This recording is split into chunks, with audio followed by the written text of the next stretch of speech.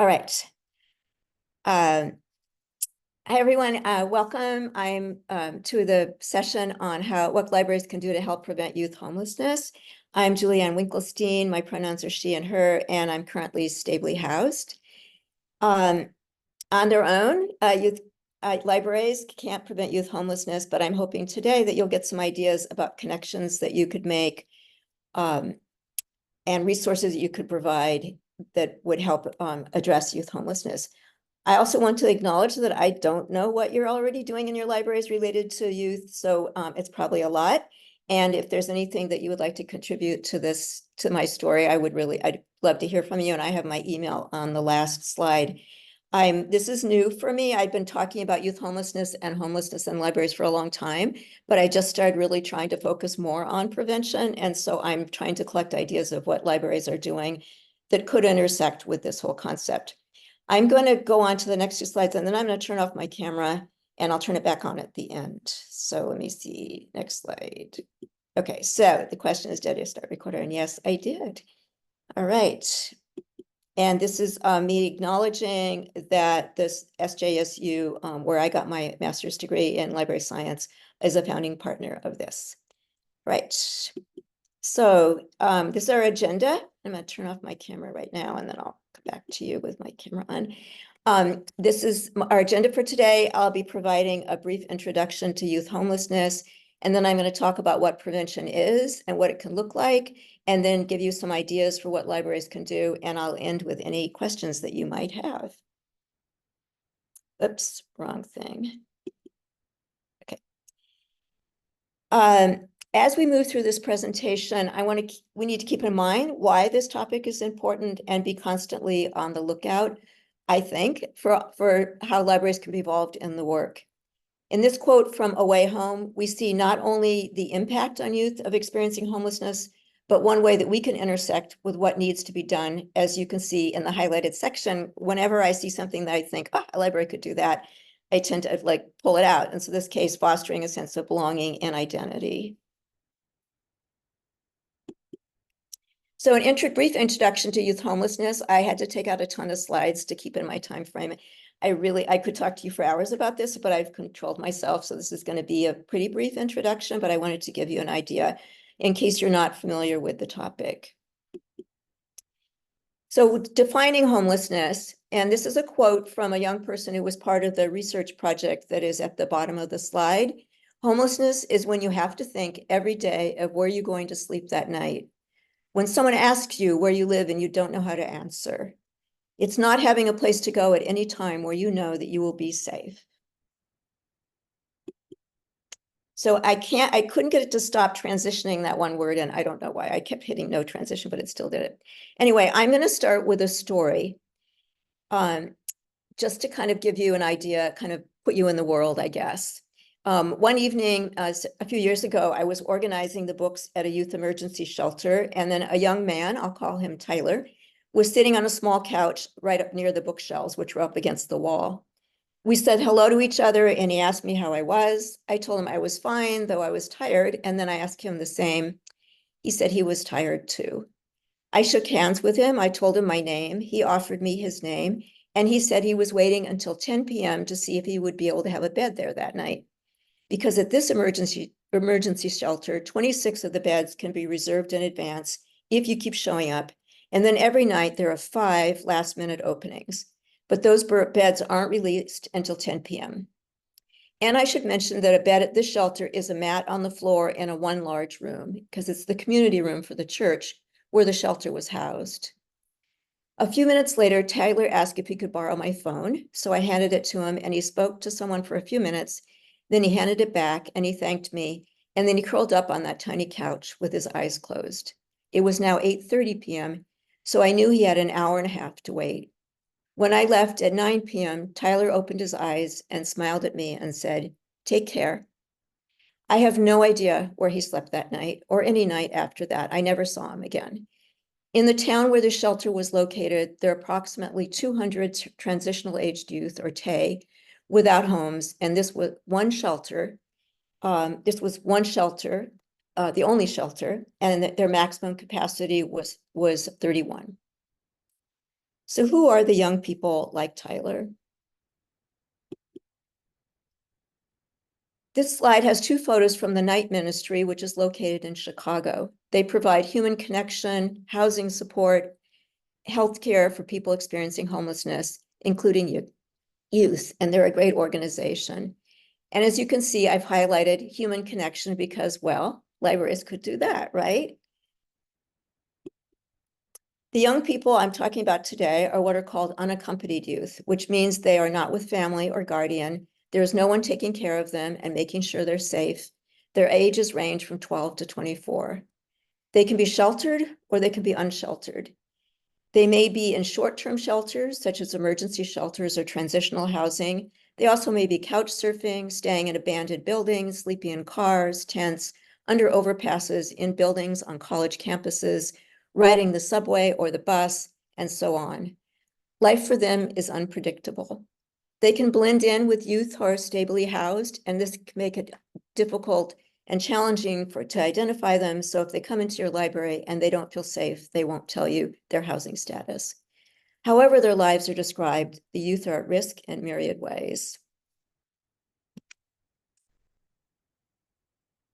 There are students on campuses all over the US who are unhoused also. One study from Chapin Hall at the University of Chicago found that 17% of community college students and 16% of university students in the US are unhoused at some point. And of course, there's also food insecurity among college students. A 2019 study found that approximately 42% of community college students and 33% of four-year university students experienced food insecurity 30 days preceding the survey. And as they say on the True Colors United website, in the United States, 4.2 million youth experience homelessness each year. Together, we can change that. And I like to think that libraries can be part of that together. Some youth are at higher risk for experiencing homelessness. The Congressional Research Center reports that 32% of youth experiencing homelessness are Black, more than double the proportion of Black youth in the general population. In addition, young parents, Latinx youth, and American Indian or Alaska Native youth who have not graduated from high school are also overrepresented, as well as lesbian, gay, bisexual, transgender, gender expansive, queer, or questioning youth. And I have the acronym, the whole letters there, but I'm going to just, as I go on, just say LGBTQ plus because it's so long to do the other one. So these are good examples of the intersectionality of youth homelessness. There are many factors at play. So there's a lot that needs to be addressed, but also on the positive side, that means there are many, many opportunities for libraries to be involved. Once the youth are on the streets, they experience discrimination in many forms and for a range of reasons. And this discrimination creates barriers to employment, housing, health, and education, four of the major needs of the youth. I just want to mention the terms at risk and vulnerable. The young people are not innately at risk. They weren't born at risk. They've been put at risk by societal attitudes. And instead of vulnerable, I say impacted. They are impacted by their experiences and by societal attitudes. But I also want to point out that these experiences don't define them. For many, being home free means they have agency in their lives. And while it can be difficult, it can also be freeing and joyful and offer community, especially if they feel that they can be themselves. Now on to prevention.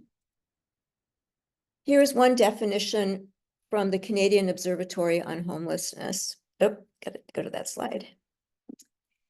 Policies, practices, and interventions that reduce the likelihood that someone will experience homelessness. It also means providing those who have been homeless with the necessary resources, sorry, I'm just looking at the time, and supports to stabilize their housing, enhance integration and social inclusion, and ultimately reduce the risk of the recurrence of homelessness. So they're not only looking at preventing homelessness in the first place, but also preventing somebody re-entering homelessness.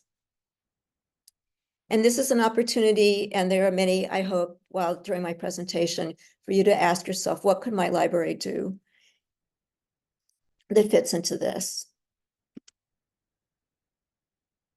As this quote points out, the youth are clear we are waiting too long. This is where prevention and awareness come in. The youth were resolute. We are waiting too long to intervene when a young person is at risk or experiencing homelessness. And I included this because I assume that I know they'll be recording, and I also am happy to send out my PowerPoint.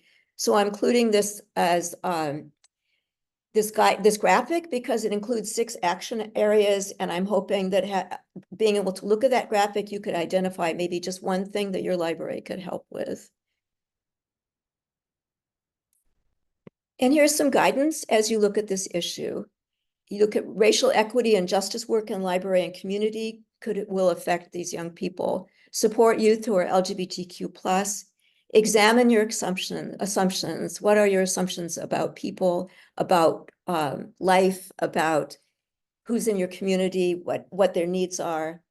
Create supportive and affirming environments, and hold yourselves accountable.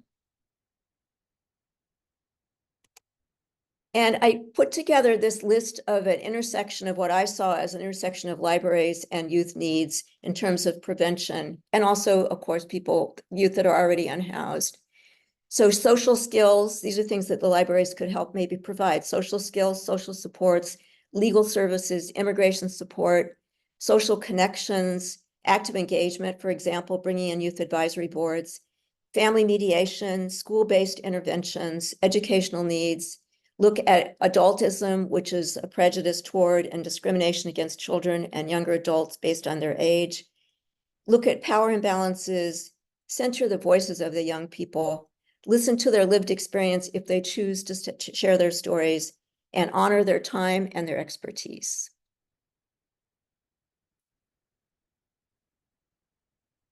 Cross-section collaboration.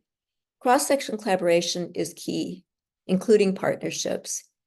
It's really interesting, but if you start to look into who's working on youth homelessness and all the organizations that are doing that, it's really, really rare for libraries to be mentioned. And yet these young people are spending time at the library, and libraries are part of the community and serving the community. And yet they just don't think about us. But I believe that we can change that. So these are some ideas. You could educate the community, challenge underlying assumptions, work together, attend their meetings, and I'll talk a little bit more about that, raise community awareness, and partnerships. So partner with youth serving agencies and other community organizations to create these partnerships. Know who provides housing, health resources, transportation, counseling, educational supports, employment opportunities, and training. An example, Boston Public Library has an active partnership with a local youth shelter, Bridge Over Troubled Waters. Find common goals. What does the library have in common with these agencies? Be a local or national partner. Let them know what the library has to offer. Subscribe to one related listserv so you can stay informed. Work collaboratively. Reach out to them by showing up and offering to work with them. Attend their meetings. Invite them to attend yours. Attend online webinars, and in the Q&A or in the chat, ask if they're working with libraries. I do that all the time. I attend these non-library webinars, and I always put in the chat, are you working with libraries? And it's surprising. Sometimes they are, or sometimes they'll say, my mother was a librarian. I believe building partnerships is one of the most powerful actions you can take. It may not be easy. You have to overcome assumptions about libraries. You have to gain entry into their conversations. But if you persist, together, you and these partners can accomplish so much. These are some of the advantages of partnerships. You can share space, you can co-write grants, it increases your connections and your visibility, and it can help with your marketing, breaks down barriers like stereotypes that we might have about people who are unhoused or about to be unstably housed, and also breaks down barriers and stereotypes about librarians, of which there are many. You can combine your assets, complement each other's strengths. You have an opportunity to do more, and you can help provide access to services and resources. Yeah, service and supports. As you get started, learn as much as you can about the organizations. Look at their vision, their mission, their goals. Are you compatible? Do you have a shared goal? Ask, have you partnered with them in the past? Why them? Why your library? Be aware that you don't have to lead. It can be a small commitment. Be flexible and listen.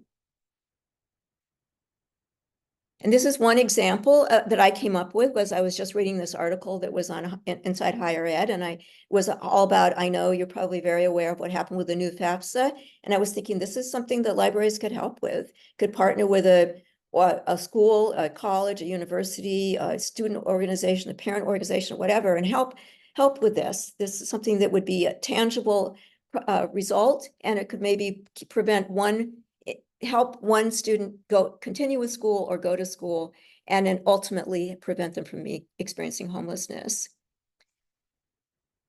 The Family Acceptance Project, I don't know if you're familiar with that, but I highly recommend it. And it's basically, they provide training and videos and all sorts of things that help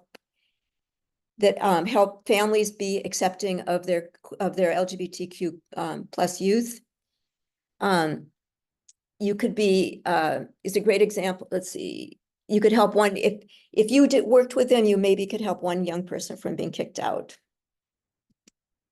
This is another example, the Center for Aging Out at Livingston College. This is not through the library, but I think that the library there on the campus, this is just brilliant. This is for students who are about to age out of the foster system. I think the library could definitely be involved in letting students know about it and maybe providing spaces. There's a lot of ways, if they reached out, they could probably be involved.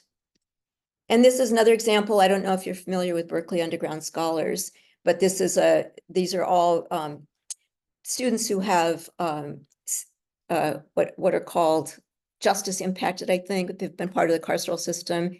And I think that the libraries could help with recruitment, could help with retention, and could help with raising awareness and provide meeting spaces.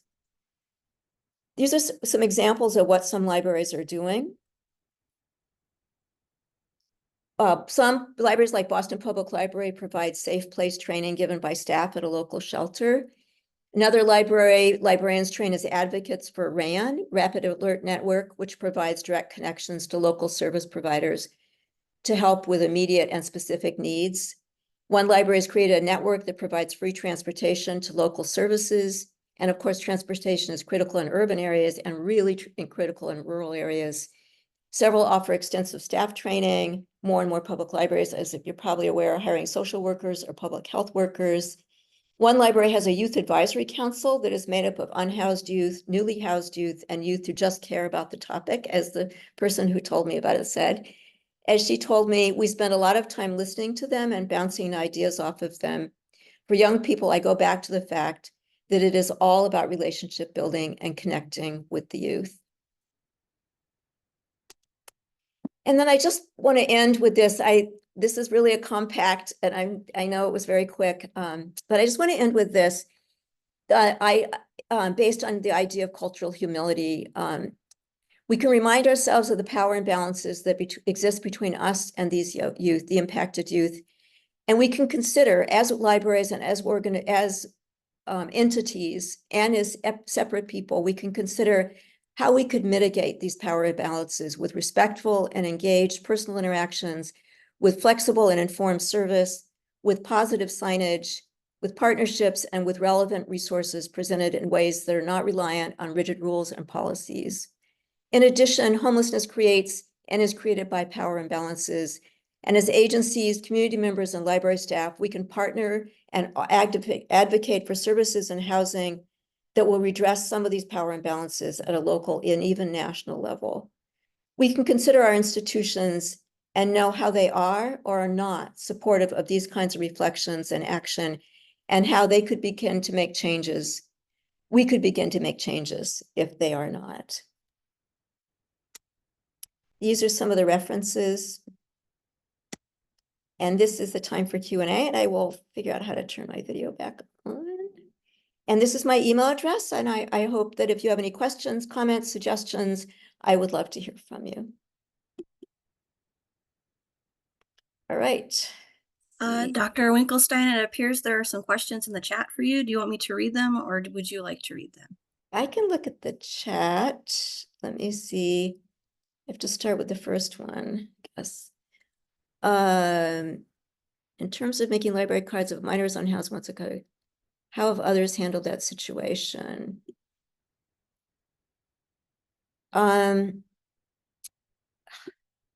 Vicky, do you know the answer to that question? Oh, here we go. We do a limited card with a 2-item list. Good, great. Do minors have to have a guardian, just out of curiosity? We allow teens to get a card without parental approval.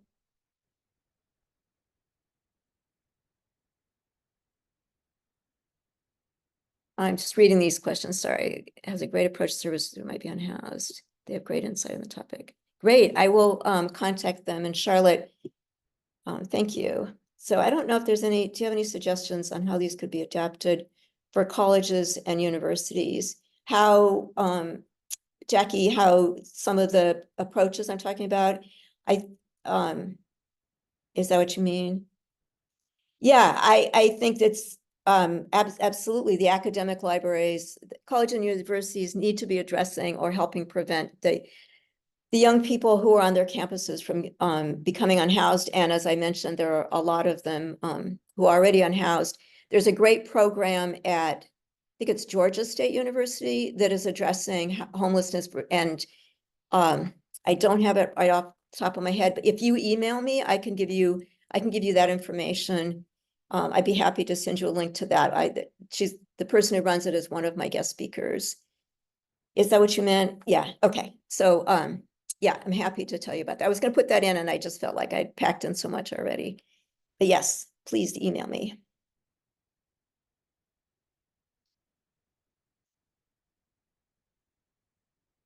Any other questions or comments?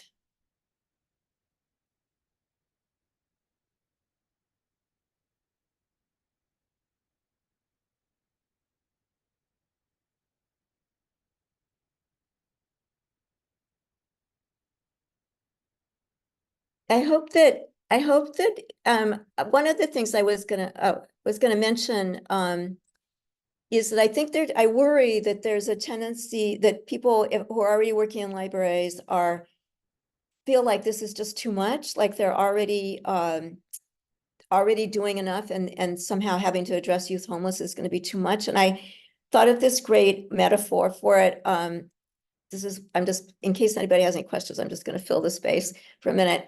I've been traveling for the last several months, and I was in New York City yesterday, as a matter of fact, in Queens. And my husband had gone to Manhattan and he wanted me to join him.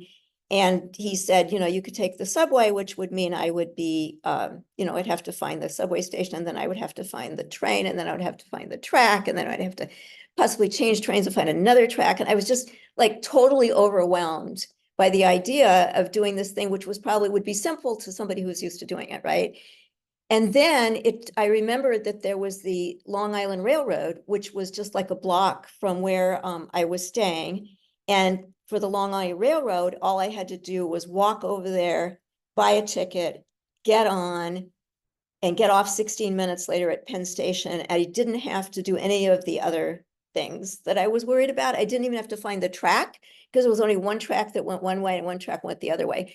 And so suddenly I went from thinking, hey, this is just like too much. It's hot out there. I'm not going to do it. I'm overwhelmed, to thinking I can do this. And that's kind of what I was hoping. I am hoping that by providing a lot of kind of ways that you could address this, that it could be something really tiny, that don't feel overwhelmed by this topic that feels really big. It could be something really small. Do I have any advice for school libraries? Yes. And I know that one of the people who's here, if she's still here, or she may have gone, actually, I think she's presenting next, there's a McKinney-Vento. I don't know if you're familiar with the McKinney-Vento liaisons in school libraries. Are you talking about public libraries? I mean, yeah, school libraries. You're talking about public schools, I mean. Yes, I'm assuming you are. So are you familiar with the McKinney-Vento people? McKinney-Vento. Yes and no. Okay. Good answer. Okay. So the McKinney-Vento people are there, are paid to make sure that the students who are unstably housed have connections at the school. They provide resources, they provide connections. And I think if the libraries there would hook up with the McKinney-Vento people and say, how can we, we could send people to you, you could send people to us. We could just listen, we could be supportive, we can find out what their needs are, what is troubling them.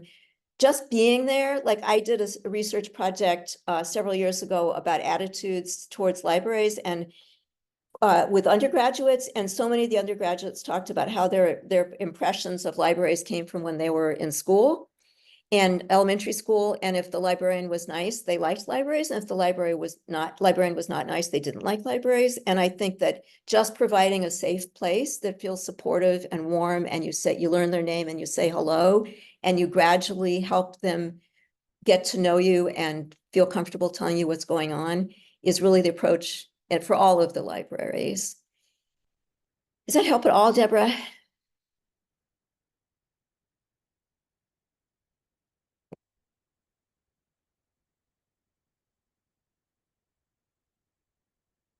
No? Yes. All right. I know I'm running out of time.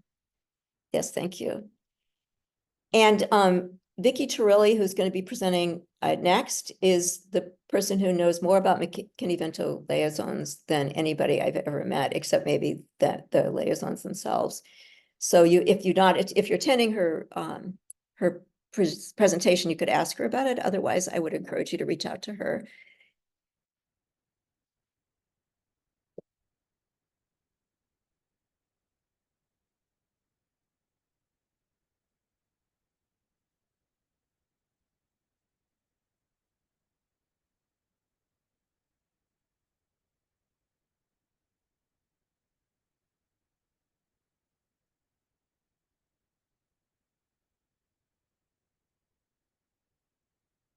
You're welcome, everybody. I wish I did. I'm definitely moving into looking more closely at this. And so this is like the beginning. There's so many organizations right now that are talking about homeless youth homelessness prevention. This is a big thing right now. But when you kind of go into it more deeply, it's like there's not a lot of it seems like they're not even sure how to do it. And that's why I think there's something that we could be involved in right from the beginning. You're welcome, everybody. And please reach out to me if you have any suggestions or questions. I love to hear from people.